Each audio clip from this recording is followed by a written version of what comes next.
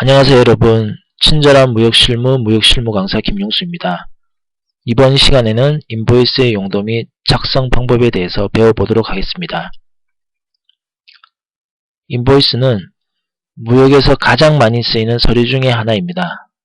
영어로는 Commercial Invoice라고 하는데요. 우리나라에서는 줄여서 인보이스라고 부르고 있습니다. 인보이스 외에 기타 무역 서류에는 패킹이라고 하는 패킹 리스트, BL, AOAPL, 그리고 CO라고 하는 원산지 증명서 등이 있습니다. 이러한 서류들은 친절한 무역 실무 강의 중에 다시 다루도록 하겠습니다. 인보이스의 용도로는 대표적으로 세 가지가 있는데요. 그 첫 번째로는 바이어에게 보내는 제품의 내역 통지하는 데 인보이스 용도가 있습니다. 인보이스는 기본적으로 수출자가 작성을 하는데요. 수출자는 바이어에게 제품을 보낸 후에 자기가 보낸 제품에 대한 내역, 즉 어떤 제품을 몇 개를 얼마짜리를 보낸다는 그런 내역을 작성해서 바이어에게 보냅니다. 바이어는 이 인보이스를 받고서 자기가 받을 제품에 대한 내역을 확인할 수 있습니다. 그리고 수출입 신고 시 제출 서류로 인보이스가 쓰입니다. 우리나라를 나가는 모든 제품, 즉 수출 제품, 모든 수출 제품, 그리고 우리나라를 들어오는 모든 제품, 즉 모든 수입 제품은 세관에 수출 혹은 수입 신고를 하는데 이때 제출하는 서류가 인보이스입니다. 그리고 마지막으로 수출 혹은 수입 대금의 증빙 서류로 인보이스가 쓰입니다. 기본적으로 해외에서 우리나라로 들어오는 모든 돈, 그리고 우리나라에서 해외로 나가는 모든 돈은 은행을 통해서 송금하거나 입금하도록 되어 있는데 수출 대금으로 내가 바이어에게 판 제품에 대한 수출 대금으로 들어오는 돈일 경우에는 은행에 인보이스를 제출합니다. 그리고 내가 수입할 제품에 대해서 결제할 금액을 은행을 통해서 송금하는 경우에 은행에는 마찬가지로 인보이스를 제출하여서 이 돈을 왜 보내는지 증빙서류로 인보이스를 제출합니다. 인보이스는 기본적으로 청구서 혹은 거래명세서 혹은 송장의 의미로 쓰이고 있습니다. 무역에서는 그렇습니다. 청구서 같은 경우에는 물건에 대한 결제를 요청하는 서류죠. 즉 내가 어떤 제품을 팔고 나서 나중에 결제를 요청할 때 어떤 물건에 대해서 결제를 해주십시오. 혹은 어떤 물건에 대해서 보낸 내역이 있으니 얼마짜리 결제를 해주세요. 라는 식으로 기재하는 게 청구서죠. 그리고 거래명세서의 경우에는 거래 내역을 기재한 서류가 거래명세서죠. 마지막으로 송장 혹은 운송장인 경우에는 보내는 제품에 대한 내역, 그러니까 어떤 제품을 몇 개를 보낸다 라는 그런 기재가 되어 있는 것이 송장 혹은 운송장이죠. 청구서, 거래명세서, 송장 혹은 운송장의 경우에는 누가 작성을 했고 누구 앞으로 보내고 무엇에 대한 내용이고 언제 작성했는지 이러한 내역들이 기재가 됩니다.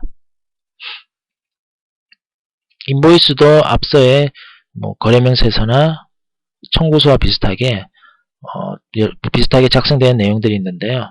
이번 장에서는 인보이스의 작성에 대한 내용에는 어떤 것이 있는지 알아보도록 하겠습니다. 우선 인보이스의 양식은 정해진 것이 없습니다. 밑에 있는 인보이스에 기재해야 할 내용만 있으면은 인보이스 양식이 가로형이든 혹은 세로형이든 상관없이 이러한 내용들만 있으면은 이러한 내용들만 기재를 하게 되면은 양식에는 크게 제한을 두는 게 없습니다. 인보이스에 기재해야 할 내용으로는 일단은 인보이스 제목이 들어가야 되겠죠. 제목, 그리고 인보이스 번호 및 일자, 수출자, 그리고 누가 인보이스 작성하는지 내용이 있어야 되겠죠. 인보이스는 보통 이제 수출자가 작성하니까 수출자가 이름이 들어가야 되고, 그리고 인보이스를 받는 사람은 누군지, 물건 받는 사람이겠죠. 수입자.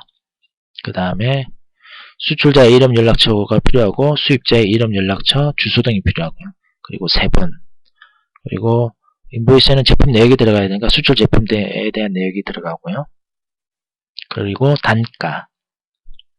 그리고 총금액, 가격 조건, 대표자 서명, 이런 식으로 해서 인보이스가 구성이 됩니다. 여기서 수출자의 경우에는 보내는 사람이죠. 보내는 사람을 영어로 shipper. 그리고 수입자 같은 경우는 제품을 받는 사람이죠. 받는 사람은 영어로 consignee. 여기서 3번이라는 내용이 있는데 요거 내용은 이제 통관 시간 때 다시 배우기로 할 건데 3번은 HS 코드라고도 합니다. 수출되는 혹은 수입되는 제품은 제품별로 분류가 되고 그 분류된 내역에 따라서 숫자가 다 매겨지는데 이 숫자만 알게 되면은 내가 수입하는 제품에 대한 관세를 알 수가 있고 수출 혹은 수입이 가능한지 혹은 수출 혹은 수입에 제한이 있는지 혹은 수출 혹은 수입이 금지가 되어 있는지 알 수가 있습니다. 이러한 숫자 같은 것을 3번이라고 하는데 보통 이런 번호를 통해서 내가 수입하는 제품에 대한 관세, 세금이 얼마나 된지 알 수가 있습니다. 그래서 관세를 알 수 있는 번호라는 의미에서 3번이라고도 쓰이고 영어로는 HS 코드라고 합니다.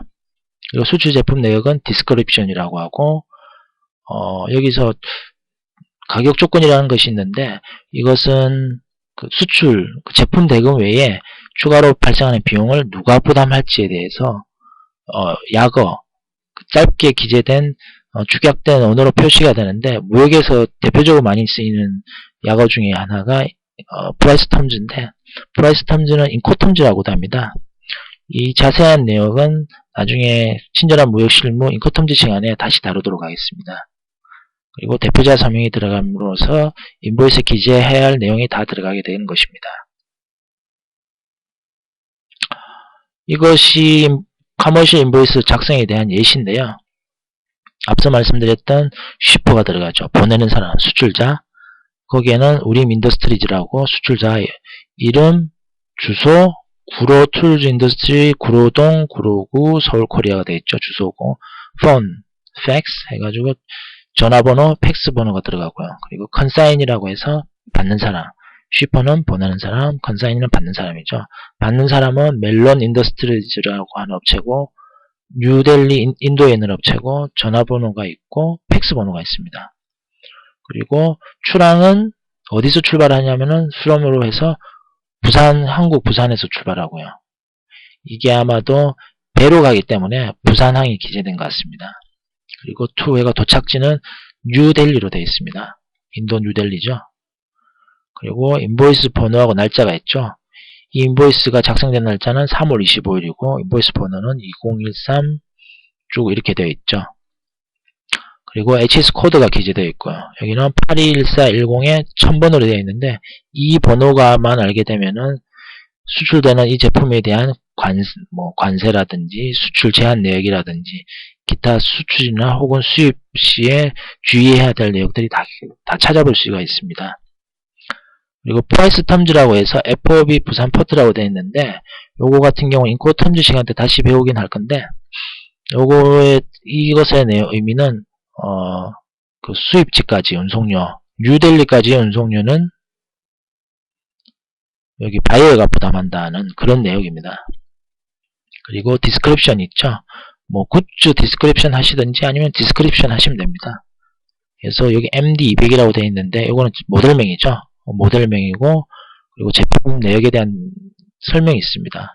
여기서 펜슬 샤프너 for children 해서 연필깎이 칠드런용 연필깎이, 그러니까 아동용 연필깎이가 MD200이고 수량은 1000세트고 단가는 30불이고 총 금액은 3만불 해서 1000세트고 총 금액은 3만불로 이렇게 되어 있습니다.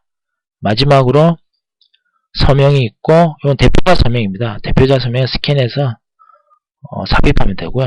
그리고 대표자가 소속된 회사 이름이 이렇게 기재됩니다. 이게 기본적으로 가장 많이 쓰이는 인보이스에 대한 양식이고 이 정도만 기재를 하게 되면 또 충분히 인보이스 다 작성한 것이라 볼 수 있습니다.